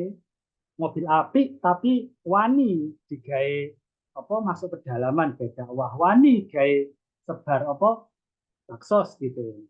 Ya, itu lebih baik daripada mobil sing apa Ayla cilik tapi dua eman sampai kasok turu kuatir kemalingan. Nah, itu beda. Bukan masalah nilainya, tapi masalah itu di hati itu gimana. Itu. Jadi kalau di madzhab Syafi'i itu serah terima ada qabiltunya tadi itu. Makanya biasanya disuruh bilang qabiltu gitu supaya sah ijazah. Ya alhamdulillah sekali lagi ya mungkin ini ya mana pribadi cuma nopo ya. Cuma tasyabuh ya, meniru guru-guru anak yang sudah sudah memberikan ijazah. Bukan berarti anak ada ilmu kayak apa ya, tapi ya tadi karena kepedulian dan riwayat ini itu tidak mati gitu. Dan silsilah ini orang tahu dan ojo nanti ono anggapan iki moro-moro diakon-akon to tekan Syaizuddin padahal iki karangannya wong kan sampai apa namanya, jangan sampai ada anggapan seperti itu, akhirnya kita bisa buktikan, oh iki loh jalure. Kurang lebih begitu ya. Kalau alam bisawab, mari kita tutup dulu dengan doa kafaratul majelis. Subhanakallahumma bihamdika asyhadu an la ilaha illa anta astaghfiruka wa atubu ilaik. Bila taufiq wal hidayah wa ridho.